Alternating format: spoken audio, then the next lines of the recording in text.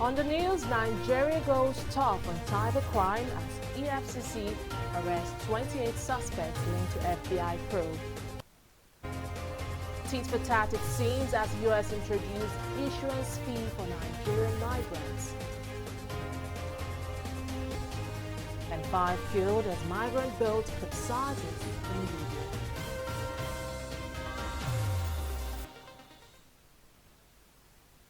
Hello and welcome to News Now. I am Fidelia Aguncha.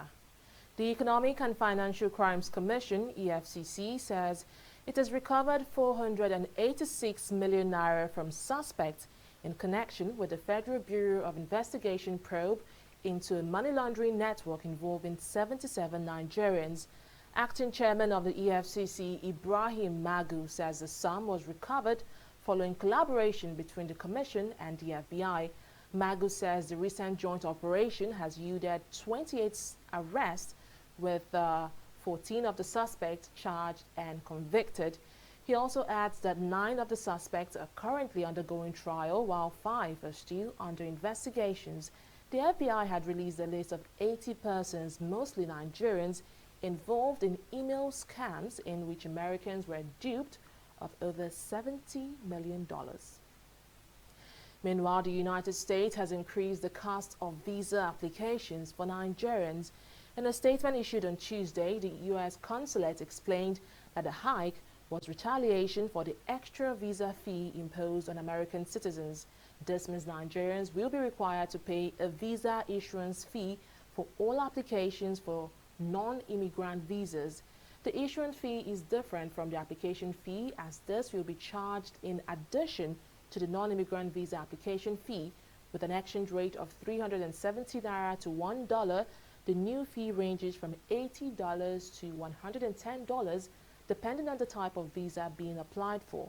The fees, however, are non-refundable.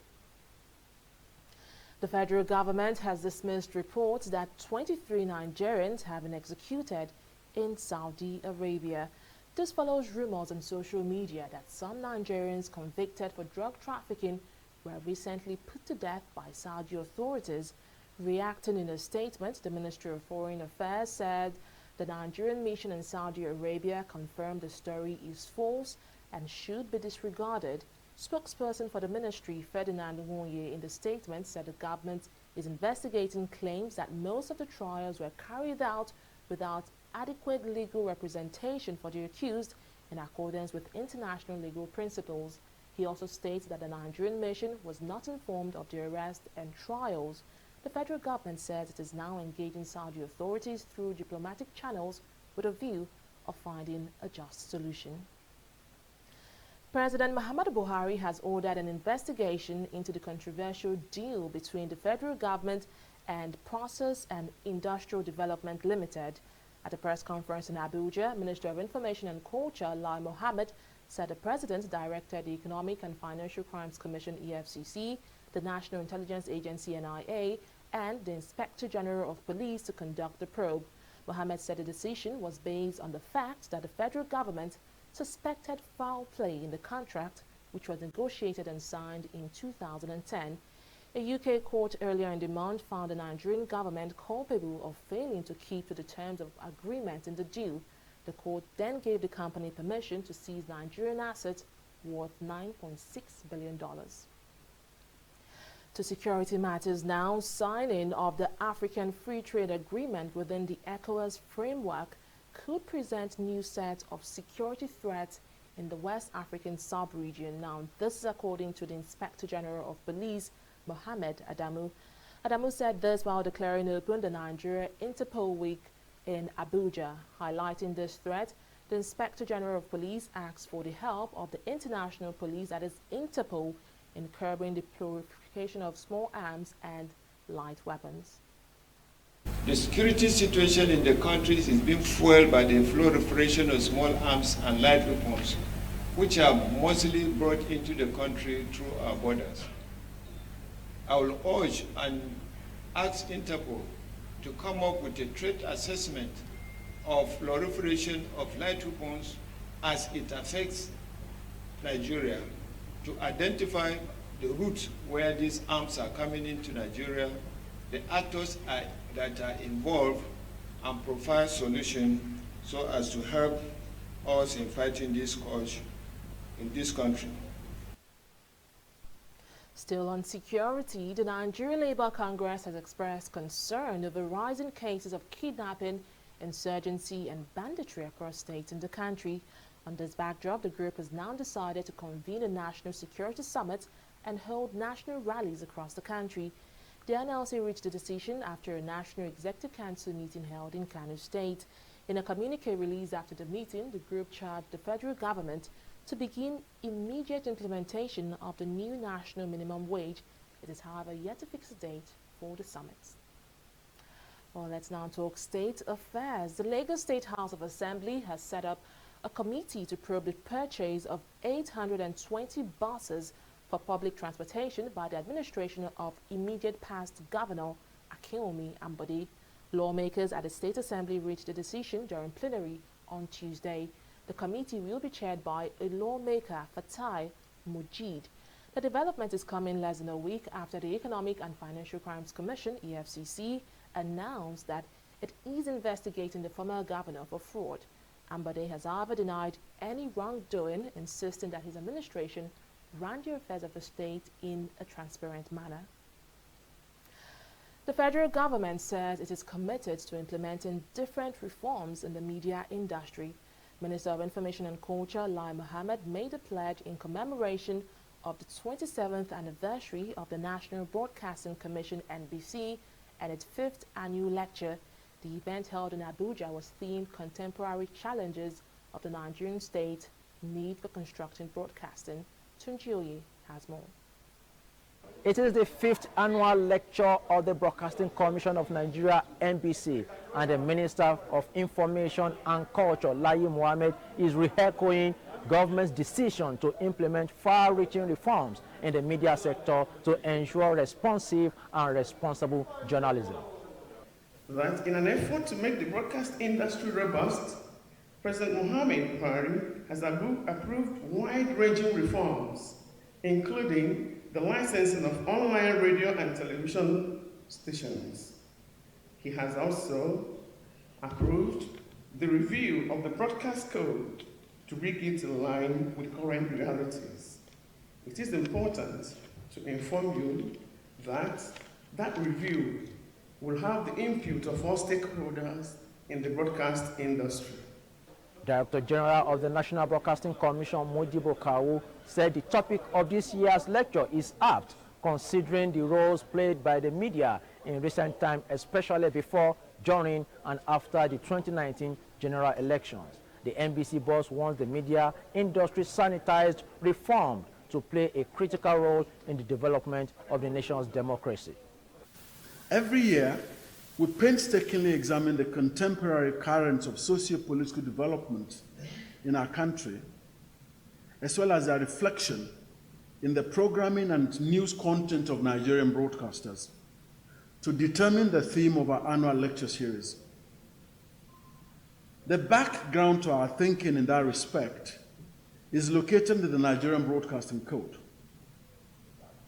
The 6th edition of the code was released by the NBC in July 2019. In section 021, the character of broadcasting, it describes broadcasting as a creative medium characterized by professionalism, choice, and innovation to serve the public good. We know that very often we face the challenge of those who think they should not be regulated. And we've said it over and over from the Nigerian Corporate Commission, and we share your sentiments that we must regulate. There must be standards, and we must hold people accountable for whatever they do. People cannot be reckless and leave the state to begin to clean up the mess over and over. So we stand with you strongly, and I can assure you, as you regulate the airspace, as you ensure that signals are properly utilized and in a responsible manner, we'll stand with you to ensure that the protection, as far as corporate is concerned, is given prime attention. Thank you. There is a need for our own country, given its developmental challenges, to make sure that we, the broadcasters, actually look at our primary responsibility. Yes, our responsibility is making sure that those in authority are accountable, but it is also our own responsibility to give constructive criticisms for the development of our own nation. With the reforms coming soon in the media industry, it is expected that the media will do more to enhance the growth of democracy in Nigeria. From Abuja, Tunjioye, TV360 News. Good health promotes great physical, mental, and social well-being, and staying healthy therefore becomes a necessity.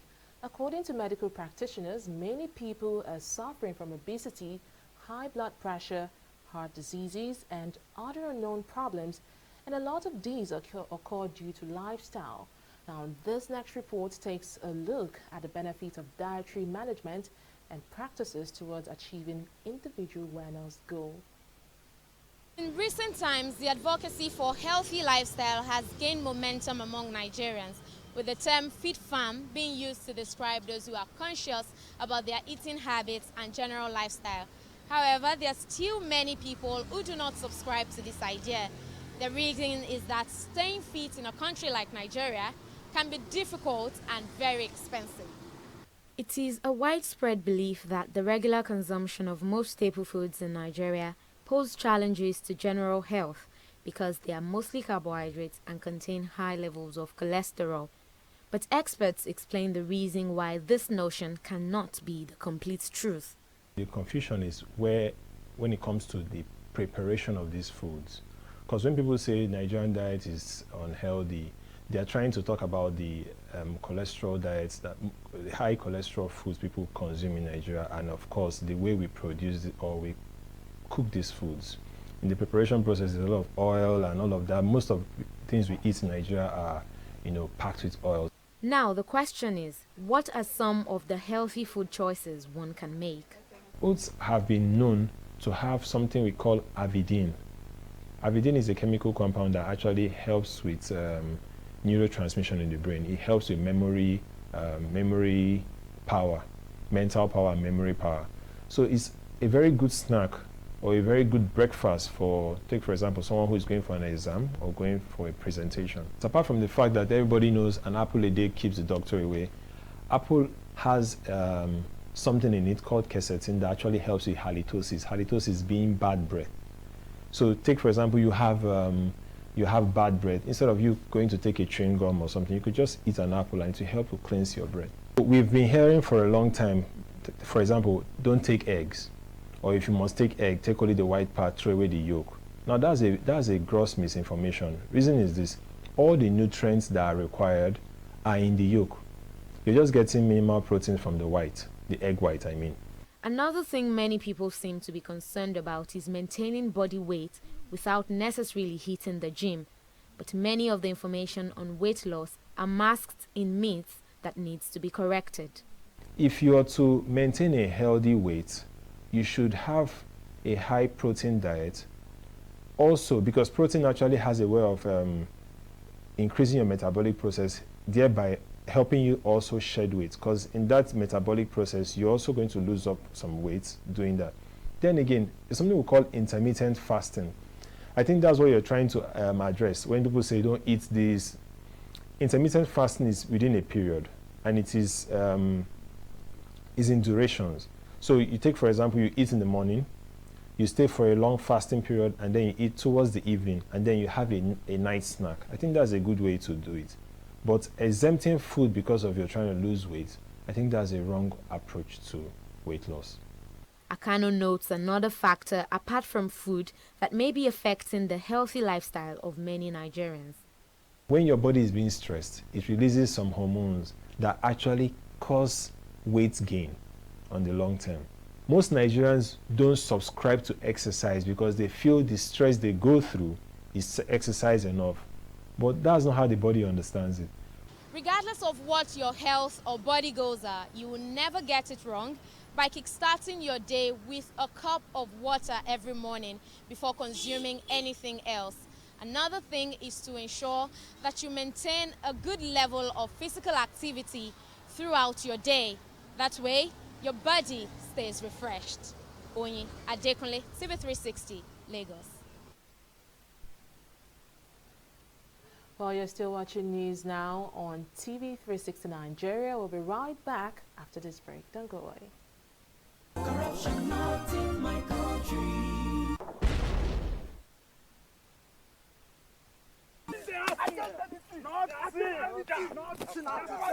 Anybody shopping that boss here for? Okay, wait the way for us. Confirm. Hey, Stone. Hey, Bullet. Una come here again. Baba, our national take be this now. Even all our chiefs and kings for the area.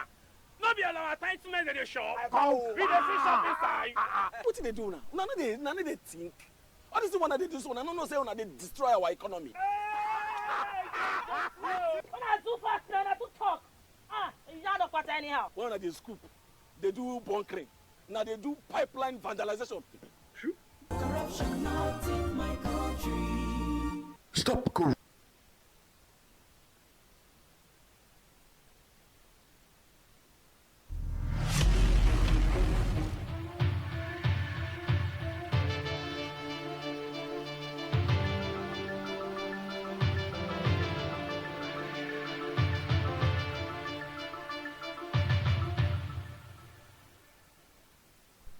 Welcome back. Well, let's now join Annetta Felix for the latest in business. Hello, Annetta. Hello, Fidelia. So I hear more Nigerians and stakeholders are still reacting to the presidential directive on a forex ban for food importation. Could you tell us more? Very true, Fidelia. The Manufacturers Association of Nigeria, MAN, says the federal government must identify the food items that will be affected by the forex ban on food imports. The group says the ban should first focus on finished food products before extending to raw materials. This next report has more. Economic diversification is one of the focal points of the Muhammadu Buhari-led administration. This vision prompted the president's directive to restrict forex sale to importers of food items. The new order is what necessitated this gathering of stakeholders in the manufacturing sector. President of the association, Mansour Ahmed, says manufacturers who genuinely depend on imported raw materials should be given time to find alternatives before the ban is implemented. It's not just SMEs. Even the larger manufacturers, many of them are dependent on import of some inputs. And so it cuts across the manufacturing sector. And that is why we feel this is very important at this stage, and why indeed part of our advocacy. And you know that over the past several years, MAN has been advocating for greater backward integration in terms of, particularly not just in the food sector, but in every sector, people using local raw materials.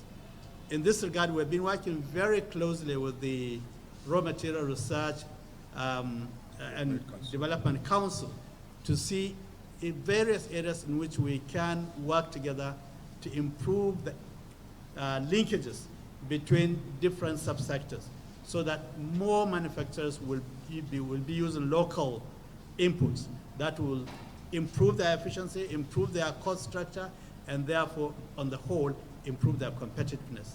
Calling for the full implementation of the Executive Order 003, Ahmed urged Nigerians and the government to encourage local manufacturers by purchasing made-in-Nigeria products. Every time you consume a product made outside your country, you are creating a job in those countries from where the goods are coming and enhancing the poverty of your own country. Recently, last year, or 2 years ago, the president issued an executive order, I think it's Executive Order 003, which is supposed to do two things. One, to first ensure that government itself is using made in Nigeria products. Now, this is, of course, an ongoing thing. There are areas, for instance, like textiles. The government consumes a lot of textiles, particularly through the uniformed agencies, customs, police, military, the whole range of. If we can get those to start using made in Nigeria material for the uniform, that will have tremendous impact on the textile industry. Ahmed further reiterates the commitment of the association in achieving value chain development for competitiveness and job creation. In many sectors, the government is working with operators, different subsectors of the economy to assist in expanding the value chain by backward integration. This has happened, for instance, in the cement sector. We are now largely self-sufficient in cement. I think in sugar, we have a program which is anchored by the National Sugar Council to assist in value chain development. We are looking to do the same in many other sectors. So I believe that this is a continuing effort, and we must, all of us, obviously, continue to work towards improving this value chain. And it will be important both for the large-scale manufacturers as well as for the SMEs. The Manufacturers Association of Nigeria will on September 2nd begin its 47th annual general meeting, which will last for 3 days. It will feature the exhibition of made in Nigeria products and a presidential luncheon with President Muhammadu Buhari in attendance. Fidelia Agoncha, TV360, Lagos. Loan defaults will now be settled with deposits made into other banks. This is according to a new agreement reached by the Central Bank of Nigeria, CBN, and commercial banks in the country. CBN's Deputy Governor, Financial Services System, Aisha Ahmed, announced this after the Bankers Committee meeting held in Abuja on Monday. A loan default occurs when a debtor fails to meet his or her legal obligations according to the debt contract and is unable to pay back a loan as at when due. It would contain the BVN details of the customers and the TIN numbers of the customers, and more or less it would be a commitment by the customer that in taking the loan, or a covenant, that in taking the loan you agree and promise to repay the loan, and that you also agree that should you default on the loan, that the total amount of assets or the total amount of deposits you have across the industry, the banking industry, would be applied towards repaying the loan. Leading U.S. company Johnson & Johnson has been found guilty of fueling an opioid crisis in Oklahoma and has been ordered to pay a fine of $572 million. In a landmark ruling with vast implications, Cleveland County District Judge Thad Bachman ruled in favor of the state, awarding one of the biggest monetary awards in U.S. history. In making his ruling, Judge Bachman said Johnson & Johnson bears responsibility for helping to fuel the state's opioid epidemic by aggressively marketing painkillers. In its defense, the company had claimed that its opioid products account for less than a percentage of the Oklahoma market, but the state disputed that. Reacting to the judgment, Johnson & Johnson said it will appeal the court's judgment. We'll take a break now, and when we return, it will be updates on the stock market today.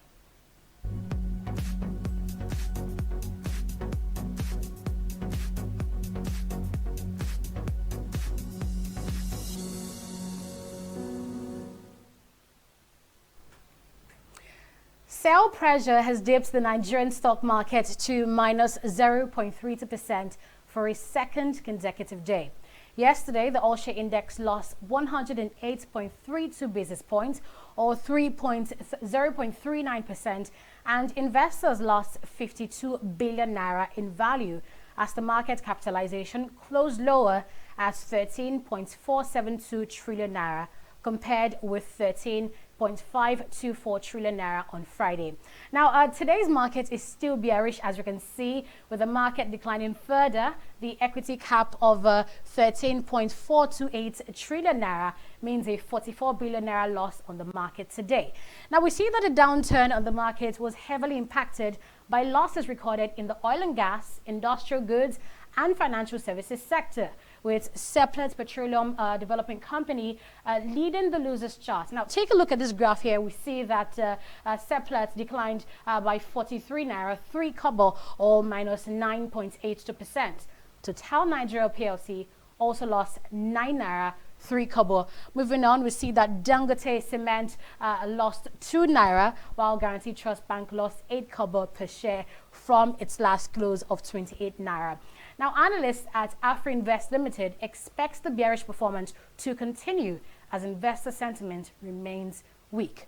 Conversely, we see that Nestle Nigeria PLC and MTN recorded the highest price gain of 8 naira and 2 kobo and 5 kobo each, followed by Cement Company of Northern Nigeria with gains of 5 naira, and of course, PZ Cousins with gains of 5 naira, 35 kobo per share. Now, moving on, we see that the volume of shares traded today closed higher than yesterday, with an exchange of 183.647 million shares valued at 4.501 billion naira, traded in 3,558 deals. This was an improvement from yesterday's trading activities. I mean, it was a turnover yesterday of 158.27 million shares valued at 2.3 billion naira, traded in 3,595 deals. Now, outside of Nigeria, we see that it's a bearish market in the UK and the US, with the FTSE and Dow Jones down by 0.076%. Of course, the all-share index in the US is also down by 0.45%. And in Asia, stocks in Japan have picked up with ASI closing up at 0.96%. And that's it from here, Fidelia. Thank you so much, Annette, for that review. Let's now move to the foreign scene. 5 migrants, including a child, have been found dead, with 20 others missing after a Euro-bound boat sank off Libya's coast. Confirming the incident, Libyan Navy said the boat was believed to have been carrying about 90 people before it overturned.